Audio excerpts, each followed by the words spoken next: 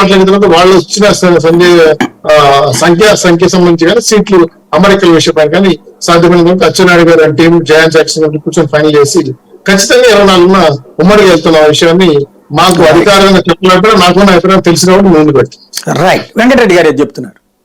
సాయి గారు, మీ డిబేట్ లో దాదాపుగా 3-4 సందర్భాల్లో ఇదే శ్రీనివాస్ చౌదరి గారు మేము బీజేపీతో పొత్తు పెట్టుకోవడం అయింది, బీజేపీతో పెట్టుకుంటే మేము ఆత్మహత్య సదృశ్యం మాట్లాడారు. కాబట్టి ఒకసారి రిమైండ్ చేయమనండి. ఒక్క నిమిషం వినండి ఒక్క నిమిషం సార్, ఒక్క నిమిషం. ఇప్పుడు అంటే నాకు అర్థం కాలేదు, అంటే మీకంటూ ఏమి అభిప్రాయాలు? ఇప్పుడు మీరే మన బీజేపీతో పెట్టుకుంటే మేము చచ్చిపోయినట్టు తెలుగుదేశం అని మీరు మాట్లాడి, మళ్ళీ ఈరోజు బీజేపీతో పెట్టుకుంటే ఏదో భూమండలం బద్దలైద్ది, లేదంటే ఆంధ్రప్రదేశ్ లో ఏదో సునామీ వచ్చేసిద్ది. ఏం సార్ జనాలు అనిపించేవాళ్ళ? నాకన్నా కొద్దిగా మెమరీ ఏమన్నా తక్కువ ఉంటుందేమో. ఏదో నాకు 2-3 సందర్భాలు మీరు చెప్పినట్టు ఏదో ఇప్పుడు స్ట్రైక్ అయింది.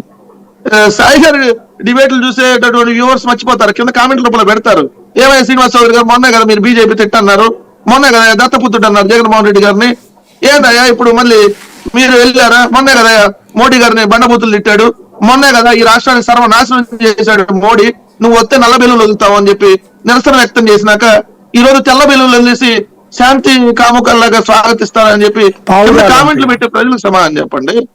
దీనికి చెప్పాలి కదా. 2 పొత్తుకు సంబంధించినటువంటి అంశంలో సార్ ఎవరితో పొత్తు పెట్టుకుంటారు అనే దాని మీద క్లారిటీ ఆంధ్రప్రదేశ్ రాష్ట్ర ప్రజలకు ఉంది. వైఎస్ఆర్ కాంగ్రెస్ పార్టీ ఎవరితో పొత్తు పెట్టుకోదనేది కింద గ్రౌండ్ లెవెల్లో ఉన్నటువంటి వైఎస్ఆర్ కాంగ్రెస్ పార్టీ కార్యకర్తల నుంచి పబ్లిక్ ఉంది, ప్రజలకు కూడా ఉంది. జగన్మోహన్ రెడ్డి గారు ఎవరితో పోడు, ఆయన గెలిచినా ఓడినా సింగిల్ గానే పోతాడు, ఆయన సింగిల్ గా సత్తా చూపించేటటువంటి ధైర్యం ఆ పార్టీకి ఉంది. ఆయన ఎదుర్కోవాలంటే 10 మంది కలిసి రావాలి, ఎందుకంటే ఆయన చాలా బలవంతుడు, ఆ రాజకీయ పార్టీకి చాలా ఓటు బ్యాంక్ ఉంది. 3 పార్టీలు కలిసి వచ్చినా ఎదుర్కొనేటటువంటి ఓటు బ్యాంక్ జగన్మోహన్ రెడ్డి గారికి ఉందనేది పబ్లిక్ లో ఉంది.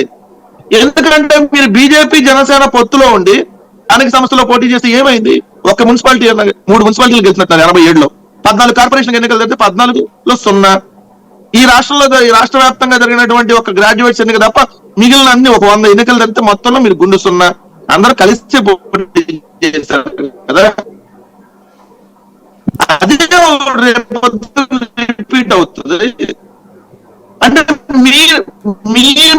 మీకు